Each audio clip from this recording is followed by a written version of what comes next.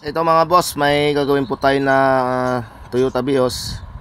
Alamin po natin kung anong problema po dito sa may-ari po nito dahil minsan pag mainit na daw po yung takbo nitong sakyan niya at yung makina, bigla na lang kumukurap-kurap yung oil indicator niya dito sa dashboard, yung sa langis, bigla na lang kumukurap-kurap. Tapos pag umistedi na yung ilaw sa oil indicator niya, umiingay na daw ang kanyang makina. Kaya ngayon tinitesting namin, di naman lumabas kasi pag malamig hindi siya lumalabas yung oil indicator dito sa may dashboard, kaya hindi po natin ma-check. Kaya ang gagawin po natin dito, kasi may check engine, susubukan po muna na natin, i-scan natin to check engine na to dahil umiilaw yung check engine niya. Alamin po natin dito kung anong problema nito, kung bakit may check engine. Ang gagawin po muna natin ito, i-scan muna natin, alamin po natin kung bakit umiilaw yung check engine para malaman po natin kung ano pong problema bago po natin galawin itong makina nito dahil nga po sa paminsan-minsan umiilaw yung pinaka oil indicator niya sa langis dito sa dashboard. Kaya ito po ang alamin natin kung ano po ang diferensya nito.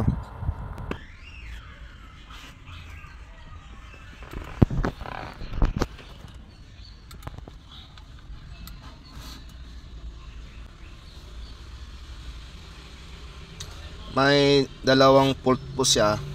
May dalawang fault siya na lumabas sa makina at saka sa ABS.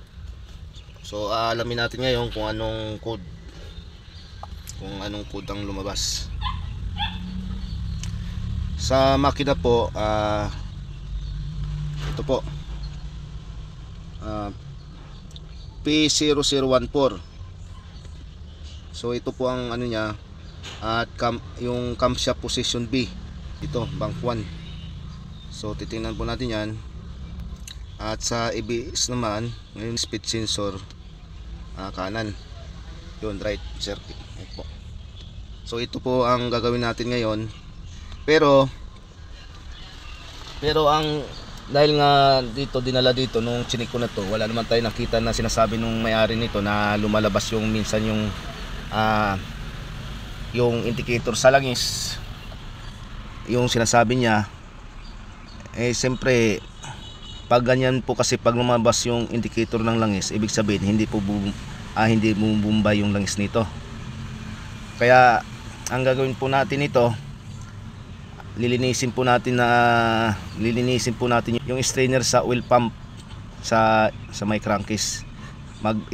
Ibababa po natin yung crankcase nito at yun po lilinisin natin. Baka madumi na po yung pinaka strainer niya, yung pinaka strainer ng oil pump.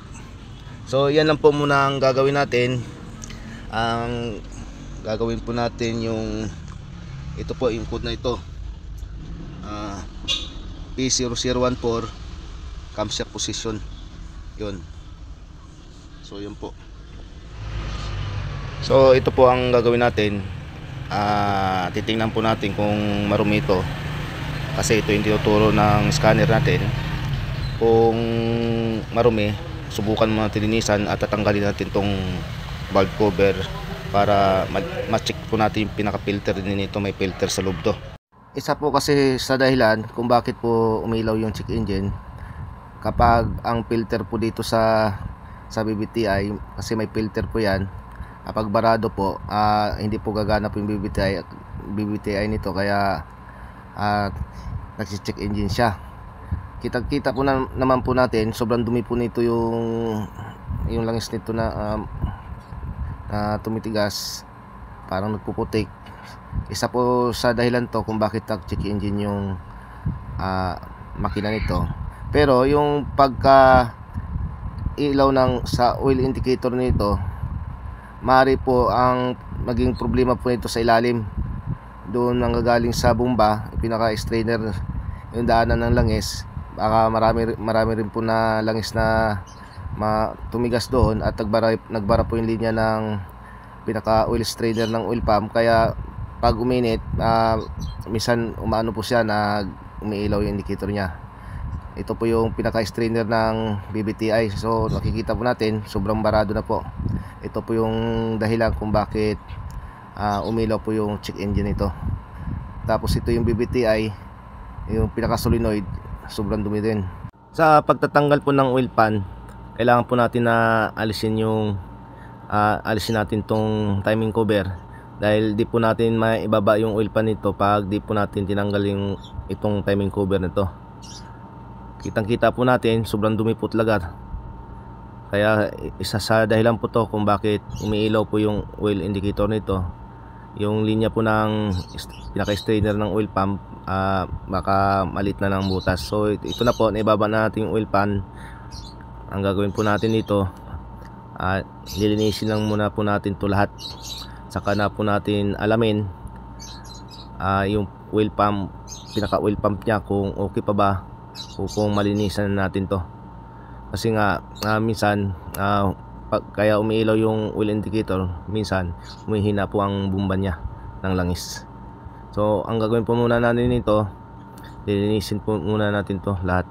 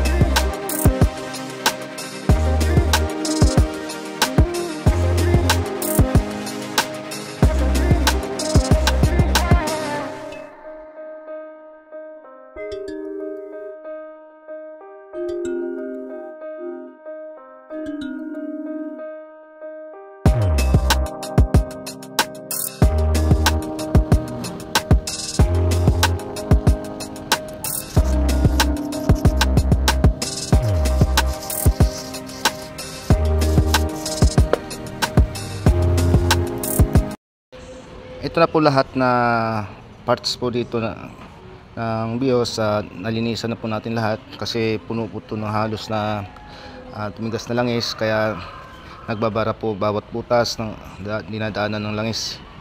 So ito yung valve tappet. Itong valve tappet po, stock up ito. Saka ito yung timing chain, saka ito po yung rocker arm nya, malinis na rin po, saka yung camshaft. So ito yung valve cover nya, nilinis na rin natin to. So ito naman po yung pinaka oil pan. So ito po siya, yan, malinis na rin po. Tapos ito po yung timing cover. So ito po siya, malinis na rin. Doon, pininturahan ko na rin po pala ito para maganda po tingnan. So ito po. Ngayon, ang gagawin po natin, papakita ko po sa inyo ang gagawin po natin dito. isa-isahin ko po ikabit para makita natin kung yung mga parts na yan kung saan banda nakalagay. Papakita ko po sa inyo kung saan nakalagay bawat parts na dito sa makina. Okay, umpisan ko na po ito.